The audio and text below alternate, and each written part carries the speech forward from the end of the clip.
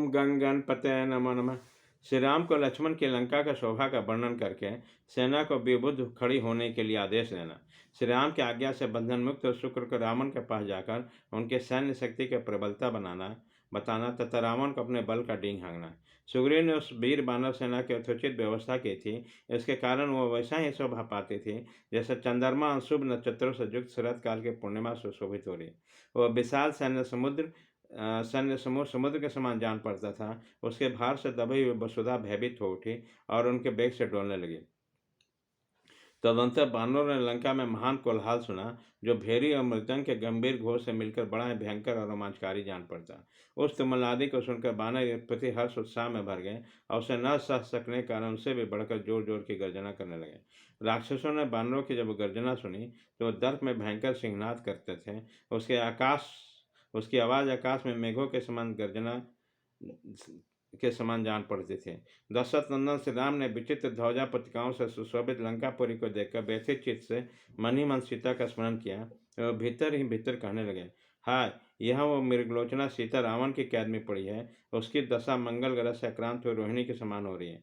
मन ही मन ऐसा कहकर वीर श्री राम गरम गरम लंबी सांसें खींचकर लक्ष्मण की ओर देखते हुए अपने लिए समयानुकूल हितकर वचन बोले, लक्ष्मण, इस लंका को तो देखो, यह अपने ऊंचाई से आकाश में रेखा खींचती हुई सी जान पड़ती है। जान पड़ता है पूर्व काल में विश्वकर्मा ने अपने मन से इस पर्वत शिखर पर लंकापुरी का निर्माण किया है। पूर्व काल में यह पूरी अनेक शतमंजिले मकानों से भरी पूरी बनाई गई थी। इसमें श्वेत एवं सघन विमानकार भवनों से भगवान विष्णु के चरना स्थापन का स्थानभूत आकाश आच्छादित सा हो गया। फूलों से भरे हुए चैत्ररथ वन के सदृश सुंदर काननों से लंकापुरी सुशोभित हो रही है। उन कानों में नाना प्रकार के पक्षी कल्लव कर रहे हैं तथा फलों और फूलों के प्राप्ति करने के कारण वो बड़े सुंदर जान पड़ते हैं। देखो, शीतल सुखद वायु इन वनों को, जिन्होंने मतवाले पक्षी चहचहा रहे हैं, भौरे पत्ती और फूलों में लीन हो रहे हैं तथा जिनके प्रत्येक खंड कोकिल के समान और संगीत से व्याप्त है, बारंबार कंपित कर रहा है। दशरथ नंदन भगवान श्री राम ने लक्ष्मण से ऐसा कहा और युद्ध के शास्त्रीय नियम अनुसार सेना का विभाग किया। उसी समय श्री राम ने बानर सैनिकों को यह आदेश दिया कि यह विशाल सेना में अपनी सेना को साथ लेकर दुर्जन और पराक्रमी वीर अंगद नील के साथ बानर सेना का पुरुष भी में हृदय के स्थान में स्थित हो। इसी तरह ऋषभ नामक बानर कपियों के समुदाय में घिरे रहकर इस बानर वाहिनी के दाहिने पार्श्व में खड़े रहे। जो गंध हस्ती के समान दुर्जन एवं वेगशाली हैं, वह कपिश्रेष्ठ गंधमादन बानर वाहिनी के नाम से पार्श्व में खड़े हैं। मैं लक्ष्मण के साथ सावधान न कर इस व्यू के मस्तक पर स्थान में खड़ा होऊंगा। जामवान, शुष्ण और बानर बेगदर से ये तीन महामनुष्य वीर, जो ऋक्षों सेना के प्रधान है, सैन्य बैग के कुछ ही भाग की रक्षा करें। बानर राज सुग्रीव बानर वाहिनी के पिछले भाग की रक्षा में उसी प्रकार लगे रहे जैसे तेजस्वी वरुण इस जगत की पश्चिम दिशा को संरक्षण करते हैं। इस प्रकार सुंदरता से विभक्त हो विशाल व्यू में बद से बढ़ी हुई सेना, जिसमें बड़े बड़े बानर रक्षा करते थे, मेघों से घिरे हुए आकाश के समान जान पड़ते थे। बानर लोग पर्वतों के शिखर और बड़े बड़े वृक्षों लेकर युद्ध के लिए लंका पर चढ़ाए। वे उस पुरी को पद दलित करके धूल में मिला देना चाहते थे। सभी बानर युद्धपति ये ही मंसूबे बांधते थे कि इस लंका पर पर्वत शिखरों की वर्षा करें और लंकावासियों को मुक्का से मार मार कर जमलोक पहुंचा दे। तदंतर महातेजस्वी राम ने सुग्रीव से कहा, हम लोगों ने सेनाओं को सुंदर ढंग से विभक्त करके से विभूत कर लिया, अब इस शुक्र को छोड़ दिया जाए। श्री रामचंद्र जी का वचन सुनकर महाबली बानर राज ने उस आदेश से रामचंद्र शुक्र को बंधन मुक्त करा दिया। श्री रामचंद्र जी की आज्ञा से छुटकारा पाकर बानरों से पीड़ित होने के कारण अत्यंत भयभीत हुआ शुक्र राक्षस राज के पास गया। उसी समय रावण ने हंसते हुए शुक्र से कहा, यह तुम्हारी दोनों पाखें क्यों बांध दी गई है? इसके इस तरह क्यों दिखाई देते मानो तुम्हारे पंख नोच लिए गए? कहीं तुम उन चंचल चित्त वाले बानरों के जंगल में तो फंस नहीं गए थे? राजा रावण के इस प्रकार पूछने पर भय से घबराते हुए शुक्र ने उसमें श्रेष्ठ राक्षस राज को इस प्रकार उत्तर दिया, महाराज, मैंने समुद्र के उत्तम तट पर आपका संदेश बहुत स्पष्ट शब्द में मधुर वाणी द्वारा सांत्वना देते हुए सुनाया, किंतु मुझ पर दृष्टि पड़ते हुए कुपित हुए बानरों ने उछलकर मुझे पकड़ लिया और घोंसे में मारने पांखें नोचना आरंभ किया।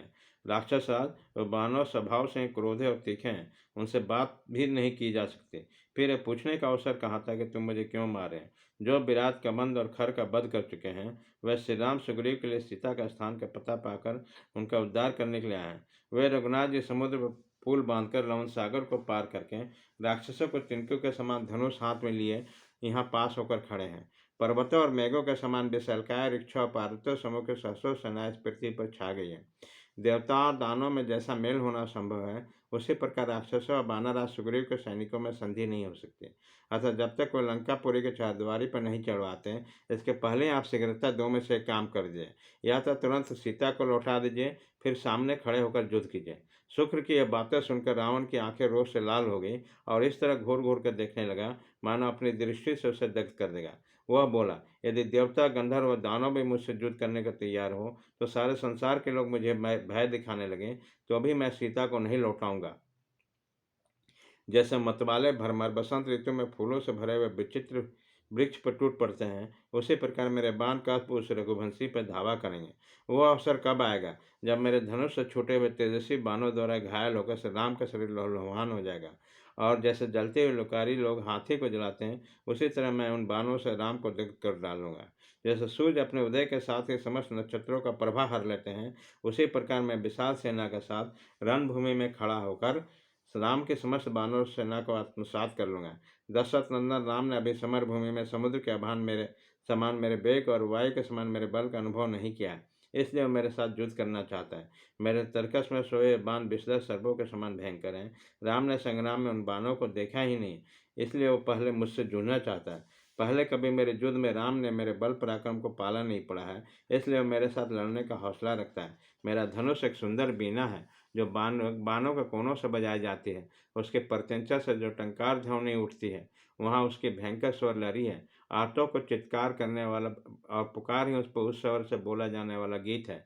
नराचों को छोड़ते समय जो चट चट का शब्द होता है, वही मानो हथेलियों पर दिए जाने वाला ताल है। बहती हुई नदियों के समान जो शत्रुओं की वाहिनी है, वह मानो संगीत उत्सव के लिए विशाल रंगभूमि है। मैं सम्रांगण में उस रणभूमि में भीतर प्रवेश करके अपनी भयंकर बीना बजाऊंगा। यदि महासागर में सहस्र नेत्रधारी इंद्र तथा साक्षात वरुण या सवन जमराज या मेरे बड़े भाई कुबेर आ जाए, तो भी वे भी अपने बाण अग्नि से मुझे पराजित नहीं कर सकते हैं। इस प्रकार श्री वाल्मीकि निर्मित आस रामायण आदि काव्य के युद्ध कांड में 24वां सर्ग पूरा हुआ।